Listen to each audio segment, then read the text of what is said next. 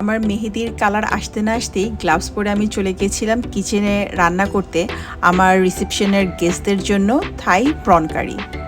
যেহেতু আমি রাঁধতে ভালোবাসি তাই সাহস করে নিজের বিয়ের একটি ডিশ নিজেই রান্না করে ফেললাম। অ্যাটলিস্ট একটা মেমোরি তো থাকলো যে নিজের বিয়েতে নিজে একটা কিছু রান্না করে সবাইকে খাওয়াতে পেরেছি, এবং আলহামদুলিল্লাহ it turned out so good yummy. সবাই খুব প্রশংসা করেছিল এবং এই ডিশটা আমি কিভাবে রান্না করেছিলাম সেটাই আজকে আমি শেয়ার করব। এই থাই প্রন কারিটা এত ইজি, বিলিভ মি। এটার মধ্যে জাস্ট তেল, লবণ, একটু গুঁড়ামরিচ, কোকোনাট মিল্ক আর লেমন গ্রাস ছাড়া তেমন কিছুই লাগে না। ফার্স্টে চিংড়িগুলোকে একটু হালকা করে ভেজে নিব লবণ এবং মরিচ দিয়ে মাখিয়ে। পেঁয়াজটাকে বেরেস্তা করে নিব। পেঁয়াজটা আসলে অপশনাল, আমাদের বাঙালি খাবারে আমরা একটু চাই একটু স্পাইসি রাখতে, তাই আমি এখানে পেঁয়াজটাকে একটু বেরেস্তা করে নিয়েছিলাম, নয়তো পেঁয়াজ ছাড়াও তোমরা করতে পারো।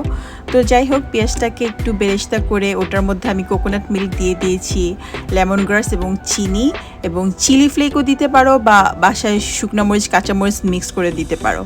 তো সব এই কয়টা উপকরণ একসাথে 15-20 মিনিট জাল দিয়ে যখন দেখবে যে ক্রিমি একটা ভাব চলে এসেছে, তখন দিয়ে দিবে যে ভেজে রাখা চিংড়ি মাছগুলো। এই চিংড়ি মাছগুলো দিয়ে আর 10 মিনিট জাস্ট লো ফ্লেমে চিংড়িটাকে কুক করে নেবে।